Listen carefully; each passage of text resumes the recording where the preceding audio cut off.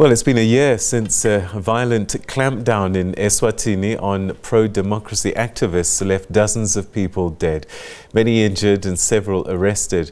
Citizens marched at the time for changes in the country, demanding more democracy and less executive power being held by the king. Well, the country's security forces came under fire for using excessive force, and human rights organizations too have expressed concern about Eswatini. Well, to tell us a little bit more about the situation in Eswatini now and the progress made regarding reforms 12 months after those deadly protests, I spoke earlier to Eswatini government spokesperson Alpheous Nxumalo. Mr. Alpheous Nxumalo, the spokesperson for the Eswatini government, thank you very much indeed for joining us on the program. Welcome, sir. Thank you. Mr. Nxumalo, perhaps we can start with what a lot of citizens have been commemorating this past week, and that's the year since those demonstrations that sadly turned into deaths and a lot of people being maimed. A year on, has anyone been brought to book for the many people that died? I don't know about many people who died or about people that were maimed, but I do know of 49 people that were, as a result, discovered after investigation by the Human Rights Commission of Eswatini. The Commission's report, because I have taken time to familiarize myself with the contents of the report, the report states categorically clear that due to the circumstances and the situation in which the people died, which essentially it was during the night, as even the theme of that insurrection was themed Kungahlakwenile, which in the common language would mean we are going to stage a protest that will make sure it is unmanageable because it is going to take place during the night where everybody would not know who has done what and how he has done it. So that report concludes that it cannot lay blame to any specific individual, either within the police force, the security forces themselves, or even the businessmen whose businesses were invaded during that night. Because some of those businessmen took guns and defended and attempted to defend their businesses. No one knows how many of those business people use guns to how many people. So for anyone to suggest that government should have brought some people to book at this stage, for me, I think it would be to be overzealous. Mr. Nxumalo, there are videos on social media that have been uploaded and that shows police brutality. In fact, there's one brutal one which shows a policeman shooting a person standing against a wall. And this is in broad daylight. So it couldn't have been all happening at night. We've seen videos of people being dealt with by police during the day. And the number is closer to 100, more than 49. So are you saying that the police did not kill anybody? I have got no report or information that police killed someone or killed some people. I know for a fact that there are instances whereby issues of police excessive use of power have been reported. And the government have taken a very conscious decision to institute investigations towards those to establish the facts behind them. So exactly the problem we are facing is what you are alluding to right now, Mr. Ndoro. Will you ask me specifically of the incidents of June 29, which took place during the so-called pro-democracy protest, which took place during the night? And once we are trying to interrogate that, we are jumping to individuals shot by police leaning on walls during the day. So that doesn't give us a good starting point to really discuss robustly and discuss candidly. It's like we are discussing to confuse each other. I repeat myself again. There is no point to be dismissive and preemptive with those specific incidents where police are suspected or have been perceived to have used excessive force. One of the incidents could be the one that you are citing to. I am not sure because I've not gone through the files of the police where some of these excessive cases has been reported. All right. Now, one of the issues that were happening at the time were petitions were being delivered across the country demanding more democracy. Are the citizens' requests that they be allowed to form their own government unreasonable? I mean, this is something that happens in most of the world. First and foremost, Ms. Ndoro, what is a petition?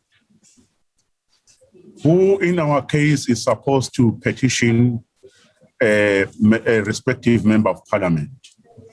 A petition is not what was happening. In our case, there were people that had hijacked the process of certain people that were coming from constituencies that were submitting certain requests to their respective members of parliament.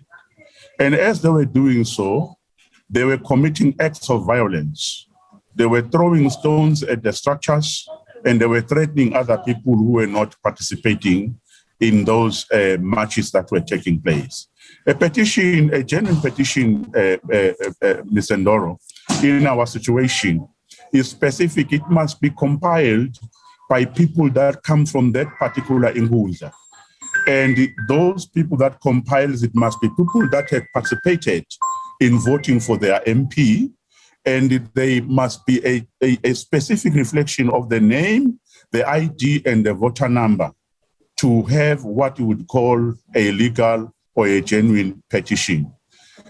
Irrespective of that, government was receiving whatever that was being brought to it with a view to consciously listen to the needs and the submission of the people in those written letters, whom I call written letters from the constituents. They instead turned out to be violent, some of them as well, because they allowed themselves to be hijacked by these formations. Some of these formations who were doing that were those that are under proscription, by the way. Former Minister Jeff Radebe led a SADC team to meet with King Mswati and the government of Eswatini to perhaps negotiate a way forward for your country. Whatever became of that? Has progress been made in trying to find a solution to appease the people and bring calm generally? There is no need in the country to appease anyone or to bring calm to anyone. We are a very stable country. We are a very peaceful country. And we are not going to react as government to Facebookers and people and rabble-rousers and terrorists. As to the mission that you are alluding to, SADC, I would believe, through Jeff Radebe, as was appointed by the President of South Africa, they met the head of state, there were deliberations. A statement was made by President Cyril Ramaphosa after he have received a report from Jeff Radebe that he has spoken to our head of state. There is an agreement that there will be convened a national dialogue through Sibaya, and the people will have an opportunity to engage as we have always done, Mr. Ndoro. This is not going to happen on the account of SADC. We have always done that as a nation since 1991. His Majesty have launched these national consultative meetings. It has gone all over through length and thin of the country, consulting a Maswati, meeting them, taking their submission. So we are going to engage again in that situation and in that forum. The problem that we are facing now is to be faced with terrorists that want to impose their will on the people of the country. We are faced with overzealous external organizations who wants to push and parachute and instruct us as a sovereign state as to what must we do, how it must be done. So in as far as I'm concerned, the situation in the country is very much up looking to that forthcoming dialogue, and the SADC is going to be any partner that would want to make whatever friendly advice will be considered accordingly. Activists say that the use of Sibaya is probably not appropriate for matters of this nature, that something like reforms and democratic processes need a different forum. They say that the Sibayas really are an opportunity for the king to talk, make pronouncements, and the people can't really offer dissenting voices in a forum such as that. That is not correct. The king does not pronounce anything during Sibaya. Actually, the king listens to the pronouncements of the people themselves. He does not talk. He does not make any submission. He listens and receives submissions of people. I don't think that is the correct position. However, people have got the right to take their own respective different modalities of dialogue. This is what have preserved this nation. We have used this Sibaya. It is not going to be the first time we have used it in a number of years, and it has worked very well for us. It has preserved the peace that we are enjoying. It has created an enabling environment for all that want to participate to shape and chart their future in the Kingdom of Eswatini. How free is the media there? Reporters Without Borders Press Freedom Index that came out 2022 has put Eswatini in the worst 30% of offending countries when it comes to press freedom. They accuse your government of jailing them and persecuting them, targeting them. What's your response to that? And having such a low score is not a good thing. I don't know who did the score. That is one, and I don't know what criterion they used to do that. As for an example, give me one journalist that is languishing in jail today in the Kingdom of Eswatini. Give me one journalist that has been murdered by the government in the Kingdom of Eswatini. As the case, we have seen what is happening in international situations in the Middle East, in the Sahel region, for instance, in Northern Africa, where journalists are being butchered every day, they're being jailed. We have none of those. All our journalists are still carrying their notebooks, they are carrying their pens, they are working in their newsroom, they are producing news for the nation as they deem fit and necessary, and as the news are happening. That is not correct to say we are oppressive to journalists, we are censoring them. It has never happened, it is not happening, and I don't see it happening anytime, Mr. Ndoro. One journalist we can talk about is Zweli Martin Dlamini. Your Prime Minister recently signed a notice specifying Zweli Martin Dlamini as and his paper, the Swaziland Times, on a list of entities knowingly commissioning acts of terrorism. Why would a journalist and a newspaper be on a list of terrorist activity? Because it commits terrorist activities. That is the only reason why it should be there. Zweli might have committed acts of terrorism. He would write in his own online newspaper, which is a platform for terrorism, because don't assume that terrorists don't have newspapers. Don't assume that terrorists don't have TV programs where they propagate their hate doctrine. He has written and informed people about certain targets that Asons are going to touch on a particular night. And it has happened. You look at his funders, most of them have been declared by other international states as terrorists. He is associated with them. He has proven over and time and again that he has got no ethics to be a genuine, to carry out the business of journalism ethically and the right way. So he has been proscribed and declared as such. On the basis of the acts of terror he has encouraged, the acts of terror he has sponsored, the acts of terror he has praised people who have undertaken them. Not because he has written news upsetting one establishment or the other, not because he has criticized the government for one reason or the other. It is not so. All right, let's talk a little bit about freedom of expression. Are people able to freely express themselves in Eswatini? We have two MPs, Duduzi Batede and Tandeni Dube, who, my understanding, have been in jail for nearly 11 months now. If MPs can't speak freely, then who can? Because their job is to speak for the people, and they should enjoy some protection. I would not blame you for not familiarizing yourselves with the charges they are facing in court, because I think you are constrained with time or distance. Amongst the charges they are facing in court, there is none like a charge that is brought against them for speaking freely, either in parliament or in any other forum. It is not so. The charges that are there are very specific. One amongst that I can recall quickly is inciting public to commit acts of violence.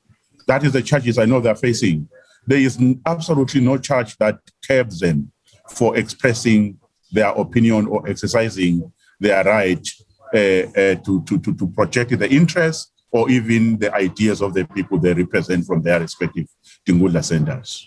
All right, let's be specific. Are you saying that they stood up and said to the people, go out and be violent? You go, I can't get to the details of the matter. Remember, the case is still sub judice.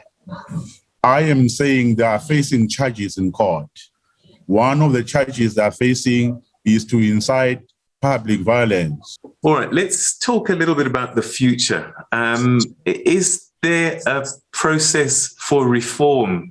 The public, large members of the citizenry is asking for democratic reforms, the ability to choose their own government being one of them. Is this something that government is thinking about and is willing to negotiate? Definitely, Ms. Ndoro. This government have never been threatened by people who are holding different views and people who are proposing a different political order to be adopted in the place of the other. This government is against violence. This government is against acts that are perpetrating division and fear and intimidation and cohesion in the nation in the name of advocating for democracy. We have in place an announcement to the effect that the Eswatini are going to have an opportunity where they shall engage and relook at the political system with a view to even probably open its internal democratic tenets to involve those who are interested to participate in building their country. But we cannot do that when people are violent, when people are resorting to acts of terror to terrify the nation from charting its way to the future.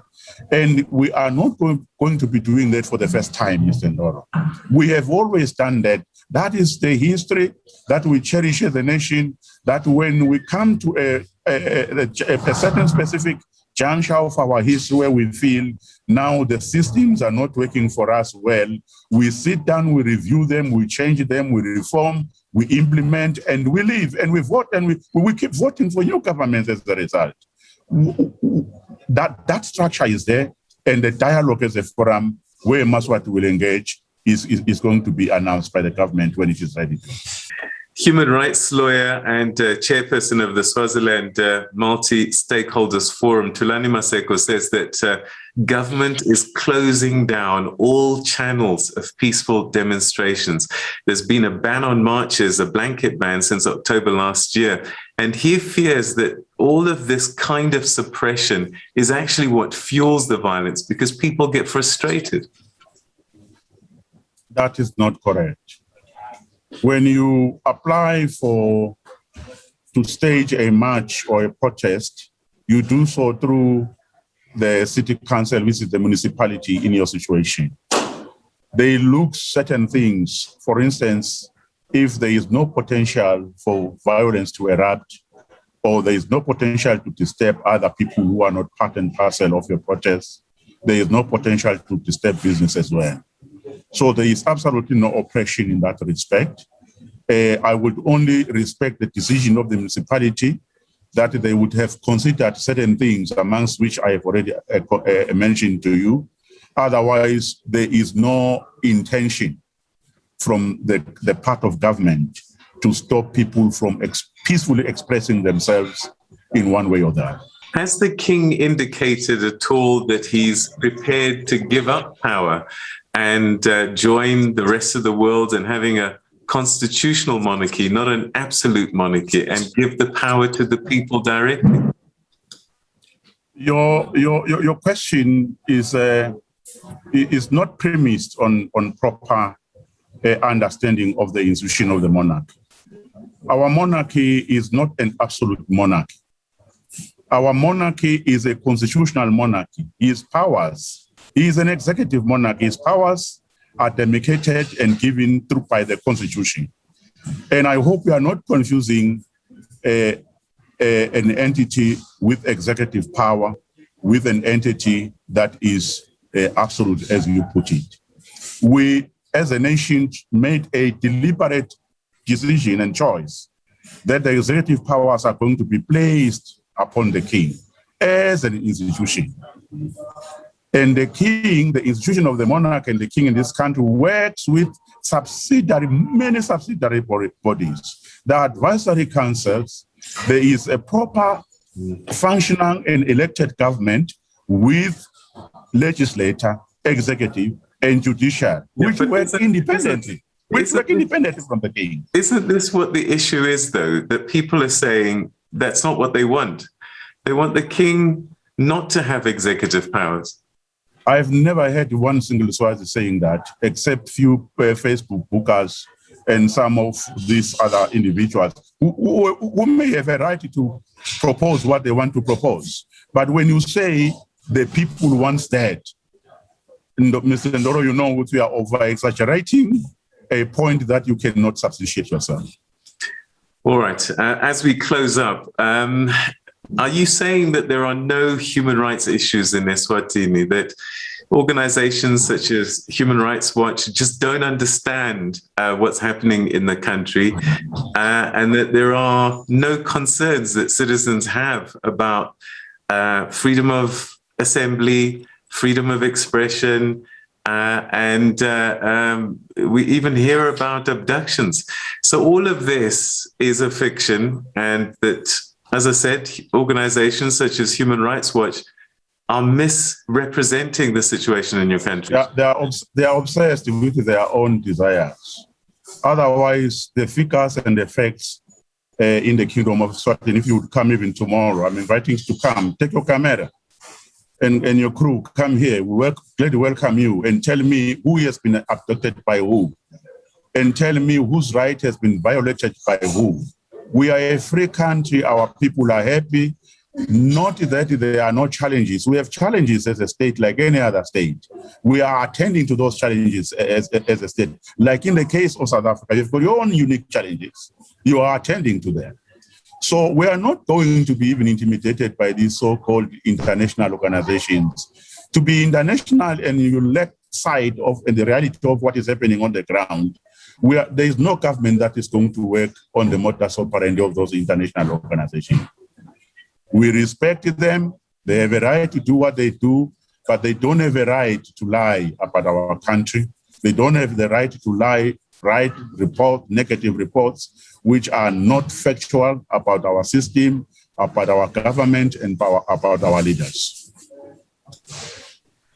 Mr. Alpheous Nxumalo, Eswatini government spokesperson, thank you so much indeed for joining us. It's been a pleasure talking to you today. Thank you very much, my friend, and your viewers. Goodbye.